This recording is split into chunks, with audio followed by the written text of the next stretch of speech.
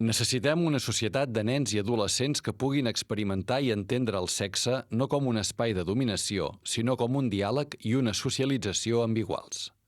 Laia Mauri, a Núvol. En present continu, el podcast d'Eumo.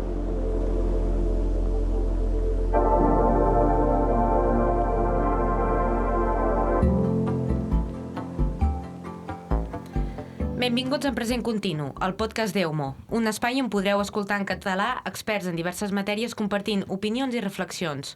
Us parla Júlia Blai i en el programa d'avui comptem amb la presència d'Helena Crespi i Sílvia Catalán. Bon dia, Helena i Sílvia, i gràcies per acceptar la nostra invitació en Present Continu. A vosaltres. Bon dia. Bon dia. Sí. L'Helena i la Sílvia són rostres molt coneguts en els mitjans de comunicació, però, pels qui no les coneixeu, tant l'Helena com la Sílvia no només tenen en comú que viuen i treballen a Osona, sinó que les dues són psicòlogues, sexòlogues, terapeutes de parella i tenen la convicció que l'educació sexual i afectiva ha de ser en clau feminista. Amb l'Helena, més, hi tenim un vincle molt estret des d'Eumo, perquè amb ella hem publicat Parlem de sexe a casa, una guia, de la qual aquest 2023 n'hem publicat la segona edició, com dèiem, una guia perquè els pares puguin treballar l'educació sexual i afectiva amb els seus fills. Entrem ja amb dades i en matèria d'aquest capítol del podcast. Les denúncies per violència sexual han augmentat prop d'un 20% a Catalunya el primer trimestre del 2023 i no han parat de créixer des del 2018, exceptuant el 2020, que és l'any de la pandèmia. Des del gener d'aquest any, els Mossos han atès gairebé 1.500 víctimes, la immensa majoria dones, però la policia catalana, a més, ens diu que hi ha una xifra oculta molt elevada d'entre un 70 i un 90% de casos que encara no s'han denunciat. Pel que fa a les edats, ens xoca saber que el 38% són menors d'aquestes persones que han patit agressions sexuals, i si posem en el focus en els agressors, s'han detingut o investigat un miler de persones. En aquest cas, en canvi, gairebé tots són homes, parlem d'un 95%. El panorama ja de per si és alarmant, com podem veure, però quan ens fixem en les edats en què es produeixen aquest tipus d'actituds i de pràctiques denigrants, encara ho és més d'alarmant. Pel que fa a les víctimes, com hem dit, el 38% són menors. I pel que fa als agressors, segons dades dels Mossos també, cada 3 dies un menor de 14 anys comet una agressió sexual a Catalunya. Quina és la vostra lectura sobre tot plegat? Ai, no sé, perquè a més la Sílvia i jo, que som de molta alegria i molta xerinola en general, quan fem reflexió i veiem les coses que passen i les coses que surten de manera evident, jo crec que a totes se'n gira el dia fàcilment.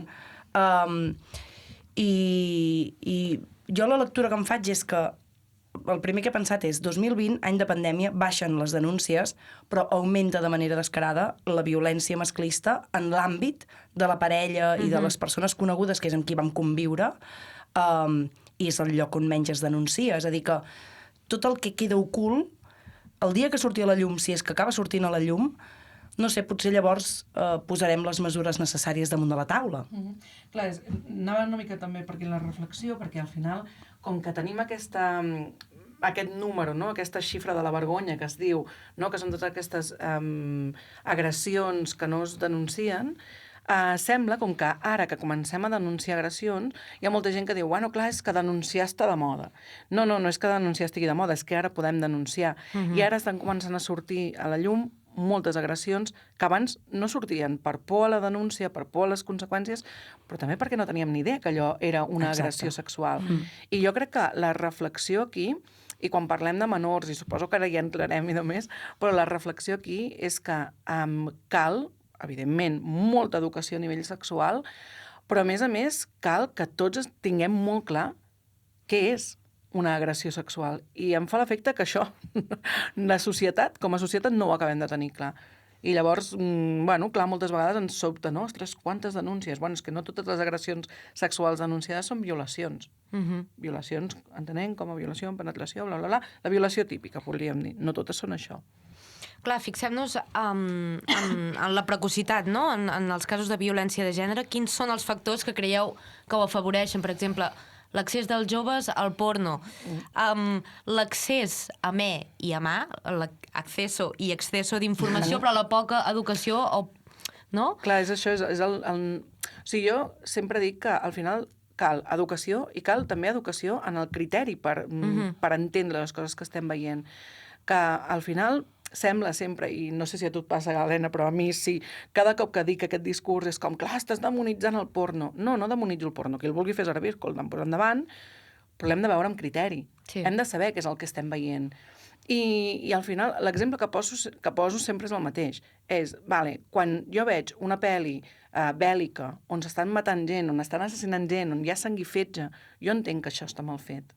La canalla entenc que això està mal fet. Des de molt petitets els diem, no has de matar la gent. Vull dir que això és una cosa, no? És un discurs molt clar, que diem, no hem de fer mal a la gent, no hem de matar la gent, però no els expliquem que no hem de violar la gent. I que allò que estan veient és una violació, i que allò que estan veient és dolor, i clar, si no els expliquem això, quan veuen determinades escenes, no? A nivell, quan veiem, perquè això no només afecta a la canalla, és que afecta els adults i ens ha anat afectant. Quan veiem aquestes escenes, doncs no acabem de veure que això no és una violació, és una cosa que està mal feta. Per tant, cal mirada crítica, cal educació, però cal educació també als pares. Perquè moltes vegades diem, no, l'educació a la canalla, sí, anem a les escoles a fer educació sexual, que sí, que cal, i que bé les escoles que hi aposten i els instituts que hi aposten. Però s'ha de fer una educació sexual també a les famílies, no? Perquè puguin seguir amb aquesta educació, perquè al final, que jo vagi un dia 2 hores a una escola, no canviarà massa res. Una mica sí, però... Sí, i a més, s'està demonitzant molt la pornografia, existirà sempre, i en el fons tot el que és una imatge eròtica o sexual està construïda per excitar-nos, que això no té res de dolent, no? Sí que és cert que la canalla ara mateix té accés a un tipus de pornografia que és molt violenta, molt masclista, i això ho fan, volen veure porno perquè volen veure com es té sexe amb algú, perquè ningú els hi explica, i tenen curiositat, una curiositat molt saludable, i si des de la curiositat saludable es troben aquests models, ho veuen com a normal. I a més ho combinem amb l'educació en general que ens donen, vinculada també amb el mite de l'amor romàntic, on totes les coses que passen en el món de les parelles representa que passen per art de màgia, ens eduquen a tenir molt poques habilitats relacionals, molt poc de respecte. Clar, és un còctel descomunal quan a més hi afegim la cirereta de la pornografia, no? Clar, i a més la pornografia quan es consumeix els nens ho fan d'amagat i en secret. Clar. Llavors els pares tampoc poden fer-hi gaire educació de... Clar. Bueno, perquè els hi hem donat tenim aquesta idea de que la sexualitat és un tabú, Sí. i si ho vivim com un tabú, evidentment, no, això... I a més, clar, quan ens prohibeixen una cosa, què és el que fem? Encara ho mirem més, no? És com, està prohibit, encara ho miraré més. Clar, al final hi ha aquesta part de mamago i de més, de faig el jiji-jaja amb el company, amb la companya, ens passem aquests vídeos... Això circula, és que circula. Sí, tant. I les famílies hem de ser conscients que això passa i que la nostra canalla està veient aquestes imatges. Llavors, a la nostra mà està que vegin aquestes imatges i que diguin, vale, ok, és una ficció, és sexe-ficció, vale? No és sexe real, no em servirà per aprendre, igual que si veig un programa de cuina a la tele no em servirà per aprendre a cuinar, em servirà per tenir alguna idea de com es fa servir el fogó, però vaja, poc més enllà. Llavors, cal molt com aquesta reflexió, però clar, és que hem de tirar enrere, al final sempre acabem amb el mateix, no? O sigui, hem de tirar com molt enrere, perquè, clar, aquesta reflexió la puc fer si jo he fet aquesta reflexió. Clar, sí. Si no he reflexionat mai sobre... I al final és un peix que es mossega la cua. Ara, abans quan... És que m'he quedat amb una cosa que has dit, que és el mirar una pel·lícula bèl·lica. És a dir, no tenim cap mena de problema en veure imatges de violència explícita, ficcionada, bueno, i a vegades no ficcionada, perquè les notícies estan farcides de violència, també, i no... Ho veiem com normal, ningú s'escandalitza, ens toca, ostres, mira què està passant.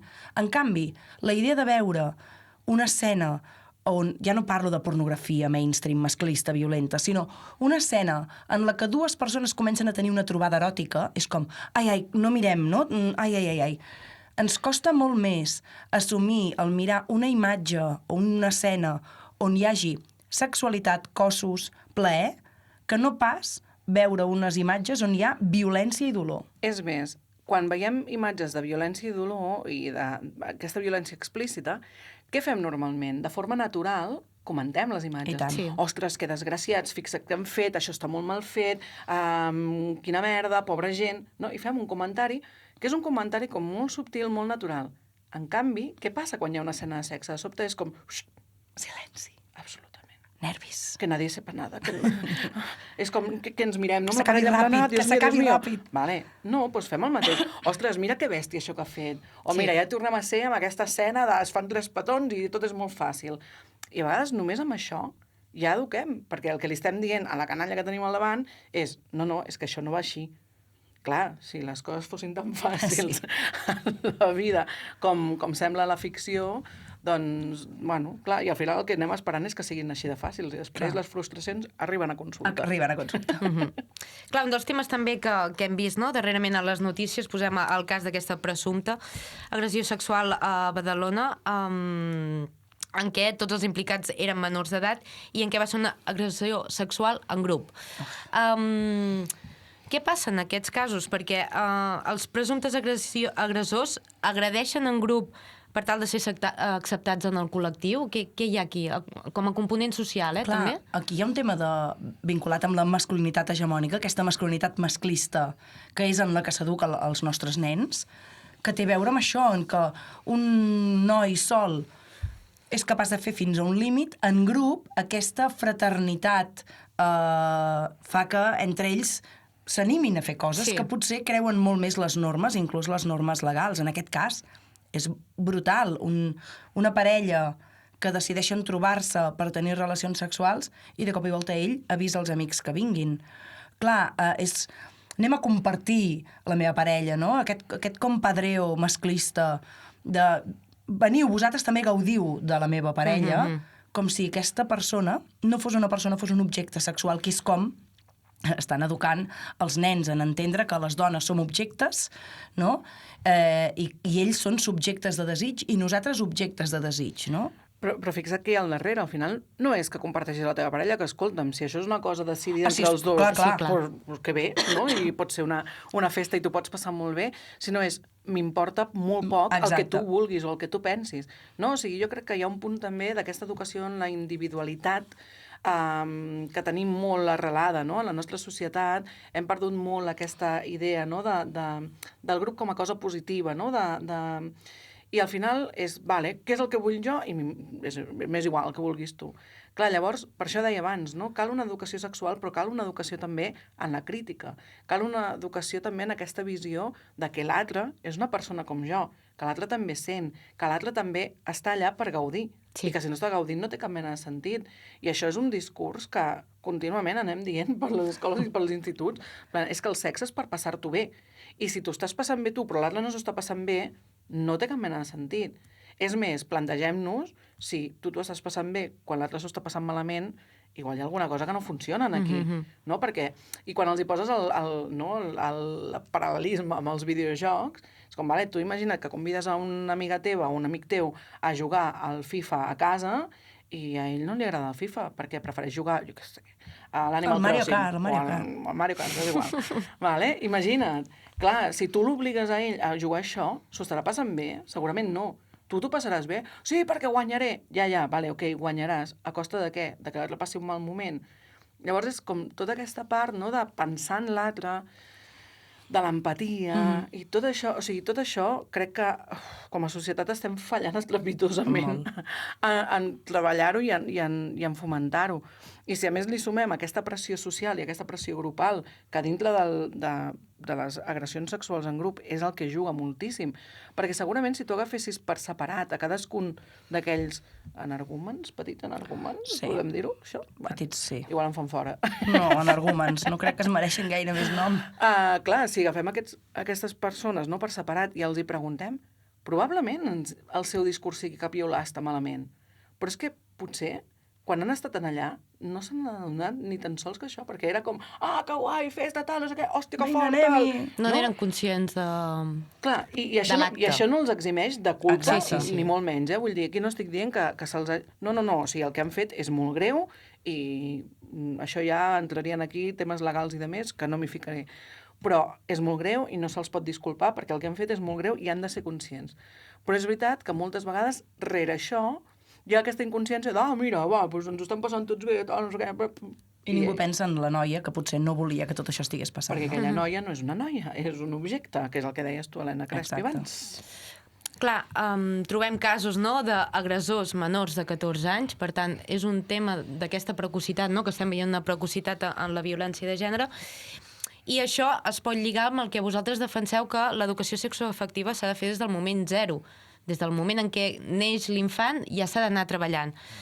Que això va lligat a la vegada amb un cert prejudici que es podria tenir sobre l'educació sexual, que és el que vosaltres dieu sempre, que l'educació sexual no és només parlar de sexe, sinó que l'educació sexual hi està lligat tot el tema de l'autoestima, del benestar físic, psicològic, emocional, relacional, l'empatia, com comentava Sílvia, no? Que també s'ha de fer pedagogia en aquest sentit als pares i a la resta de la societat de què és l'educació sexual i afectiva. Clar, és que en el fons, si ens plantegem què és la sexualitat i com entenem la sexualitat, és una part més de la nostra vida on hi juguen tots els aprenentatges que hem fet. És a dir, el sexe no és algo aïllat que jo pugui fer i ja està.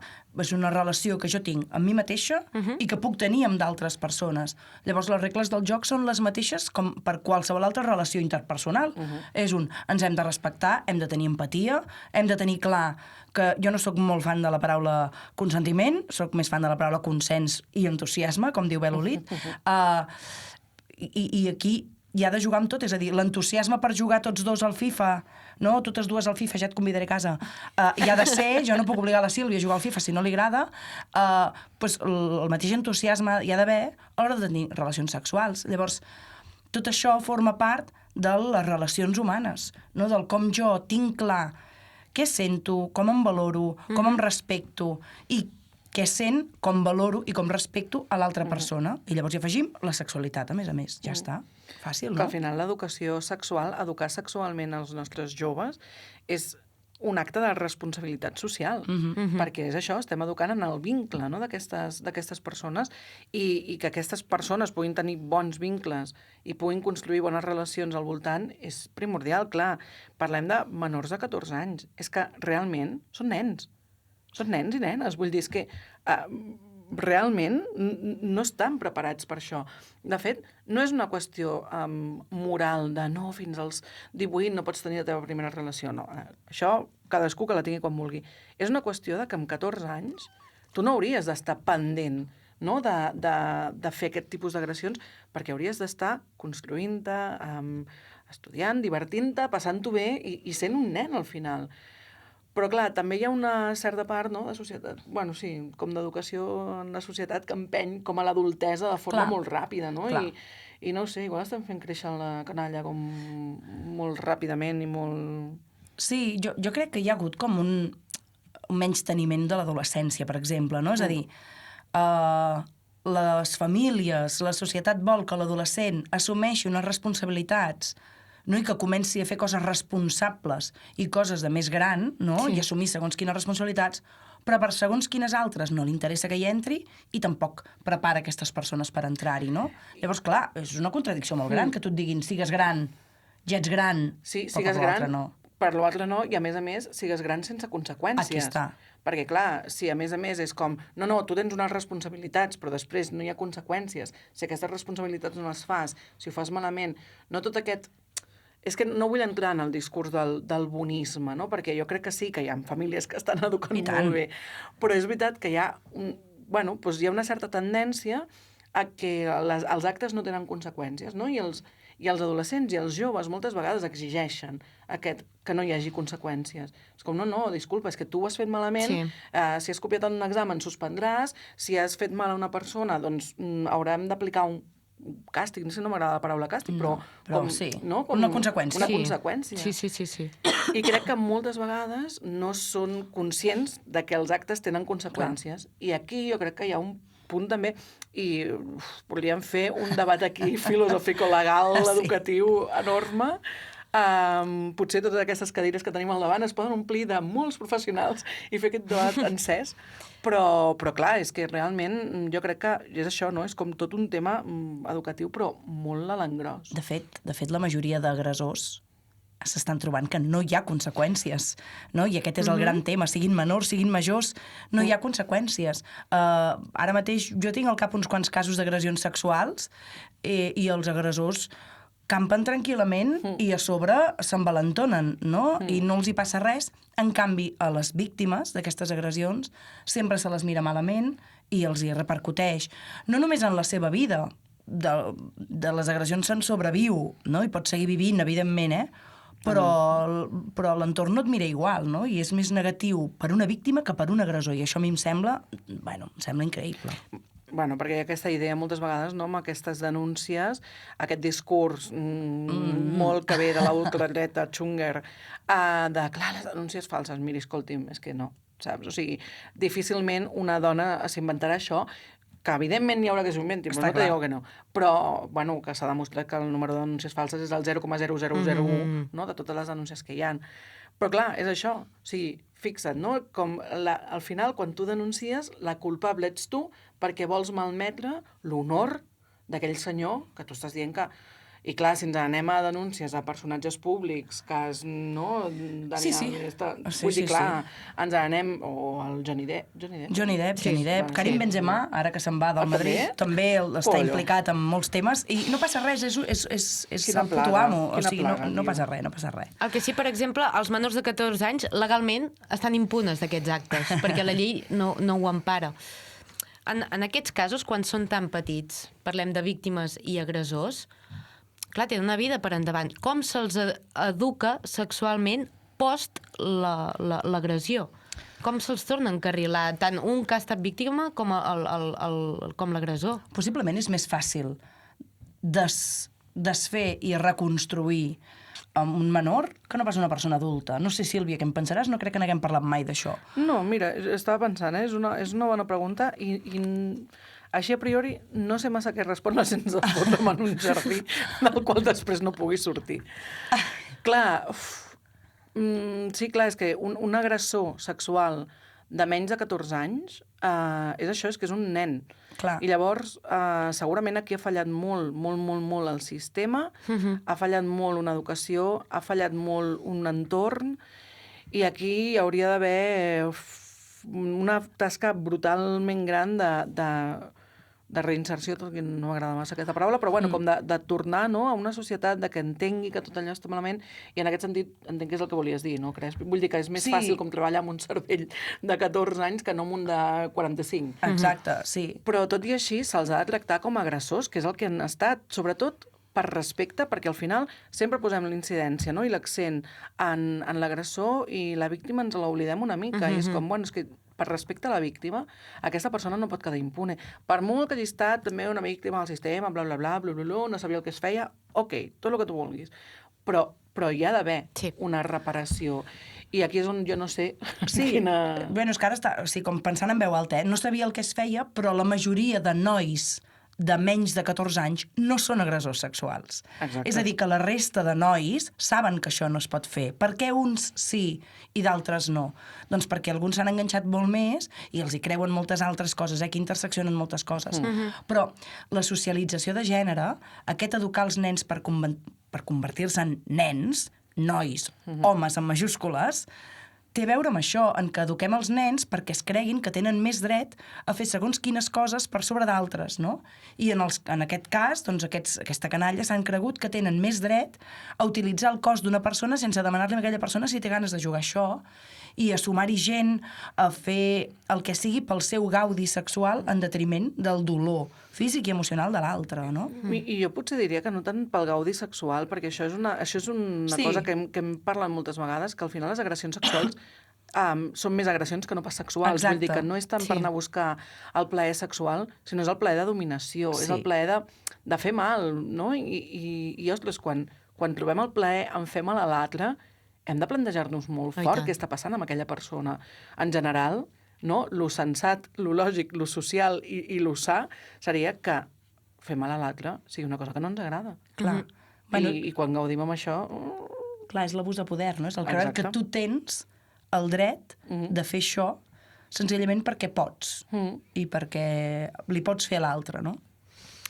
Perquè aquí li correspon fer aquesta educació sexual i afectiva als pares, a les famílies, als mestres, a l'entorn, mitjans de comunicació, xarxes socials, o sigui... És que és tot. És tothom. Jo crec que és una cosa que ens hem de plantejar com a objectiu comú i col·lectiu. Sí. No podem fer-ho deia abans, o sigui, està molt bé que els instituts i les escoles ens contractin, no?, i ens portin allà i estiguem dues hores parlant amb els, no?, i explicant-los i tal, no sé què, i jo crec que això remou moltes coses. Però clar, són 2 hores. Clar. No podem contrarrestar en 2 hores tota una història de socialització, tal. Llavors, clar, hi ha tants actors implicats en això que és que realment, jo a vegades quan hi penso m'agafo una mica l'angoixa de mare de Déu, quanta feina tenim a fer. Sí. Però és que és veritat, o sigui, hi ha moltíssima feina, hi ha molta necessitat de fer-la, i a més tenim el gran problema que qui es posa a fer-la és criticada normalment, és criticada àmpliament, no? I tenim, per desgràcia, un sector de la societat, no?, que està molt empoderat amb discursos racistes, xenòfobs, masclistes i de més, que estan tirant enrere o estan fent molta pressió perquè tot això no surti. Llavors, clar, hi ha tantíssimes coses que jo crec que s'està fent molt bona feina. Jo sempre dic que sóc optimista i crec que estem avançant molt i que estem fent moltíssima feina, però és una feina que va per llarg. I és que, a més, és a dir, ja no és que a qui li correspongui fer aquesta educació sexual, sinó és que tots aquests agents formen part activa de l'educació sexual, vulguem o no. Sí. Llavors, millor que ho fem d'una manera conscient, amb una educació sexual saludable i feminista, per descomptat, no? Perquè és que si no, l'aprenentatge, si no ens hi posem de manera explícita, de manera implícita es llegeix tot el missatge d'aquesta sexualitat masclista, racista, classista, tots els istes, no? I llavors, són agents educatius, hem de girar la truita i fer-ho ben fet, no? Sí. Parlaves d'educació sexual en clau feminista. Això significa que ha de dur-se a terme diferent tenint en compte si l'infant és nen o l'infant és nena? Clar, o sigui, no hauria... Fent una separació simplista, Bueno, separació binària perquè, en el fons, ens eduquen de manera binària, no? I crec que és molt important tenir en compte que no tothom encaixa dins del masculí o el femení, no? I que hi ha persones que s'hi fiquen d'una altra manera o encaixen d'una altra manera o se surten d'aquest sistema binari, no?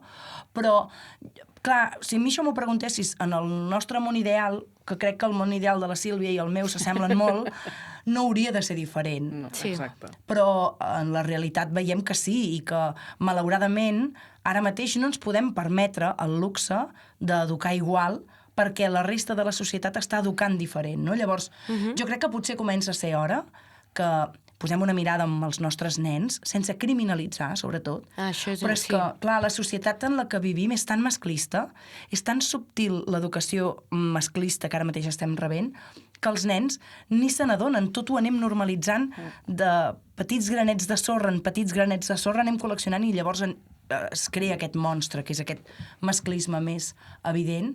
I jo crec que sí, que si tota la societat li està dient aquest missatge subliminal als nens de que aquest missatge encara corre, tu ets més valent, els teus drets prevalen per sobre dels altres, ets més líder, tu ets menys emocional, no ets més fred, ets més capaç de conduir un camió, de ser president dels Estats Units, La societat va, de mica en mica, arribant fins a aquesta cúspide de la piràmide, doncs nosaltres hem de fer-ho diferent amb els nostres nens i dir-los: tu pots ser tan sensible com una nena, com qualsevol persona, pot ser també qualsevol cosa que vulguis, que t'agradi pintar-te les ungles, posar-te vestits, que t'agradi la música clàssica, no et fa menys home, ni molt menys. És que jo trobo que és molt cutre, no em surt cap altra paraula, és molt cutre que l'any 2023 encara estiguem amb aquest missatge. Però és que encara tot allò que és considerat socialment femení, que això ja ho desfaria, això, però encara no estem aquí, es consideri inferior. Per tant, els nens han de jugar una altra lliga. No s'hi val que facin coses femenines perquè llavors seran menys homes. Doncs hem de girar-ho. Clar, jo ara, mira, et sentia parlar i pensava en 2 exemples que em venen al cap d'això que estàs dient, d'aquesta educació subtil. Un és una cosa, Helena, que tu t'hi has barallat moltes vegades i has posat molts exemples, que és el tema dels banyadors. Ai, per favor! De la canalla. Ai, per favor, clar. Anem a les botigues, trobem banyadors per nenes, banyadors per nens. Estic parlant nens-nenes de, posem, fins a 7-8 anys. Vale? Que totes les nenes han d'anar amb els mugrons tapats, perquè sembla que els mugrons de nenes també són... Clar, són radioactius, els mugrons de nenes. Fan mal a la vista, fan mal a tot arreu. Clar, això ja és un petit exemple però realment que es fa molt gran, no? De com tractem diferents els cossos i com la sexualització és diferent, perquè al final no té cap mena de sentit. Vull dir, un cos de nen i un cos de nena de 5-6 anys, tu els poses de costat, i si els traiem tota aquesta... Si no saps si tenen penis o vulva o intersex, és que és ben bé igual, vull dir, no hi ha cap diferència. Per què estem amagant una part i per què estem fomentant una altra? Això és una. I l'altra, amb això que deies, no? de les coses que són com masculines, tenen més poder, no? O de més, l'altre dia feia una reflexió, que igual ara em surt rana, però jo crec que és interessant la reflexió. A veure, anem-hi. Amb el programa meravellós d'Eufòria, que som superfans Molt fans nosaltres. I que hi ha molta canalla que l'està veient. I que també som crítiques d'algunes coses, però... També. Clar, l'altre dia reflexionava jo, fixa't, hi ha moltes cantants noies que han fet cançons de nois. Bien. Que han versionat cançons masculines, amb les seves veus, tal, no sé què. Quantes cançons de noies han sigut cantades per nois? Zero patateros. Zero. Bueno, almenys que jo recordi així, però faré l'estudi. Clar, fixa't, el que els estem dient és allò masculí és universal i ho podem fer servir tant les noies com els nois, però allò femení només pertany a l'entorn femení. Clar. Que és una cosa com molt subtil. Realment, ja ho accepto, que és molt subtil i molt rebuscada, si tu vols. Però al final el missatge que estem donant és contínuament que allò masculí sempre és molt més gran que allò femení. I tant. I que és molt... Llavors, clar, si jo no contrarresto això a casa, no? I li dic al meu fill, doncs mira, tu pots ser sensible, mira, et pot agradar doncs, com canta aquesta noia, més que com canta aquest noi, et pots identificar amb aquesta noia, malgrat tu et sentis un noi, no va d'això la cosa... Doncs clar, al final acaba creixent amb aquesta idea. Si lo masculí preval sobre lo femení, evidentment, quan vagi a la relació sexual, el meu desig masculí prevaldrà per sobre el desig femení, perquè el meu és universal. Clar. Llavors, o sigui, són coses com molt subtils, per això deia abans, que a vegades quan ho mires des d'aquesta perspectiva és com et mareges i tot de la quantitat de coses que hem de contrarrestar.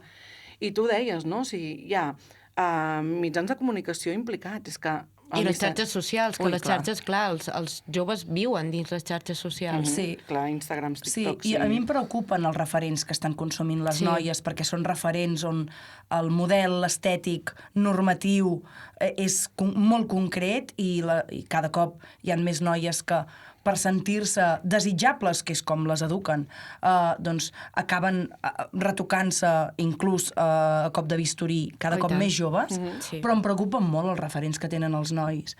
És a dir, és que no vull ni dir noms, perquè és que em ve vomitera, però alguns referents que surten a TikTok, a xarxes, que són tios que van dels amos de l'univers, que són mega masclistes, alguns jugadors de futbol, per què no? Aquí potser també, no sé si m'atreviré a dir noms, però vinga. No, és a dir, un gran referent que tenen molts nois és Gerard Piqué i en deixa anar de l'alçada d'un campanar, amb tota aquesta conxorxa de mascles que han construït, no? Cantants, tiktokers, així, que només es dediquen a fer contingut d'aquest, són exemples que són misògins, són racistes, classistes, i els nanos s'emmirallen amb ells i volen ser com ells. Llavors, clar, volen reproduir el que fan ells.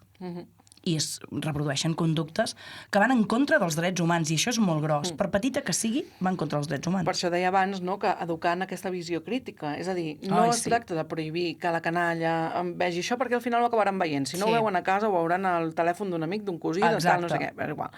El que els hem de donar és eines perquè puguin ser crítics amb això i que puguin pensar, vale, això que m'està venent aquesta persona, jo compro. Bueno, doncs potser no va amb mi. Clar. I quan els hi fas fer aquesta crítica, el meu fill té 8 anys i a vegades li faig fer, escolta'm, Lluc, a tu què et sembla això? A tu et sembla que això... I clar, es queda com aturat, de sobte reflexiona i diu, això és masclista. Em fa molt de gràcia quan diu, mama, això és masclista. Sí. Molt bé. És un petit triomf que em poso, no?, com a mare, fantàstic. Però vull dir que si els acompanyem a la reflexió, clar, si no els fem reflexionar, evidentment, ells van menjant i van prenent i van fent i no hi ha cap crítica. Llavors, hi ha una part, no?, doncs això, molt de responsabilitat familiar d'acompanyar en aquesta crítica, que és molt pesat, vull dir, és que... És molt pesat. Sí. Som l'ull de poll, sí. I els inputs venen de tot arreu, tot el dia. Fer de mare conscient és superesgotador, però bueno, al final és una responsabilitat. Per això ens hem de sumar tothom, és a dir, jo crec que les famílies aquí hem de fer una feina de treball propi molt important, perquè si jo sóc racista, classista, masclista, LGTBI-fòbica, capacitista, tot això ho traspassaré a la meva canalla, per tant, primer m'ho he de mirar jo, però necessitem fer una feina de conxorxar-nos tots els elements i els agents educatius que estan allà implicats, perquè és que, si no, és molt desgastant i bueno, poses una llavor que esperem que creixi, però com més llavors posem, molt millor, no? Ara, amb els pares que ens estan escoltant aquí, quines recomanacions faríeu a ells perquè eduquin de manera efectiva, i efectiva, els seus fills? Tant si són petits com adolescents, com ja més adults, també, que entenc que això també és una feina, no?, que s'ha d'anar, bueno, com tota educació, ha de ser contínua. Ai, clar, és que jo crec que és això del treball propi, el mirar-te, el tu aprendre pensament crític, és molt important, perquè entendre com funciona tota aquesta estructura patriarcal és difícil a vegades, però un cop li veus una mica el funcionament, llavors és més fàcil veure-ho en d'altres llocs, no? Llavors, que no tinguin por, perquè la paraula feminista, la Sílvia i jo som molt pesades amb la paraula feminista, però és que el feminisme i l'educació sexual feminista és la clau que ens permetrà gaudir ja no només d'una sexualitat que pugui ser fantàstica per tothom, sinó que això s'encomana d'altres coses, no? Fer una mirada crítica feminista també potser ens permetrà fer una mirada crítica antiracista, fer una mirada crítica anticlassista, tots els istes. Llavors, si tu, com a pal de paller d'una família, no et mires endins i veus com t'has construït, és molt difícil que puguis donar uns bons fonaments a la teva canalla. Per tant, jo animo clarament a totes les famílies que facin aquesta feina com de deconstrucció per tornar a construir, no? Escoltant-nos ja és un pas important, ja és un primer pas, no? Que bé, que meravellós, no? Però hi ha molts recursos, ara mateix s'estan construint molts recursos, crec que les famílies han d'anar a les escoles i dir, escolta'm, com ho fem més feminista això, no? Sí. I els mitjans també s'ha de fer tot des d'una perspectiva que sigui respectuosa per tothom, perquè la societat en la que vivim, malauradament, no és respectuosa amb tothom. I qui no se n'adona és que potser està col·leccionant uns quants privilegis que fa que no estigui veient a on s'està oprimint a les persones que té per sota, no? Totalment. No, res a afegir. Ja està. Ja ho has dit gràcies. tot. No només és l'educació afectiva i sexual rebuda a casa la que influeix en la concepció final que tindran els infants quan siguin més grans. La resta de la societat també és un factor important. Els mitjans i les xarxes socials, l'escola, els amics. Això i molt més influeix en com la canalla es va formant el seu propi concepte sobre la sexualitat en general i la seva pròpia en concret. I els aprenentatges que es van assolint a casa formaran la base sobre la qual deixaran petjada les altres influències. Parlem de sexe a casa, d'Helena Crespi. Helena i Sílvia, se'ns ha esgotat el temps i ens queda només agrair-vos que ens hagueu acompanyat en Present Continu i que hagueu volgut tractar un tema tan delicat i malauradament tan present en la nostra societat com la violència de gènere, la desigualtat de gènere també, i també la violència de gènere amb menors d'edat. Esperem que les vostres paraules aportin un gra de sorra perquè hi ha una societat més justa, lliure i feminista. I, oients, ens retrobem el mes vinent a l'últim programa de la primera temporada del podcast d'Eumo Editorial en Present Continu. Moltes gràcies. A vosaltres. Moltes gràcies.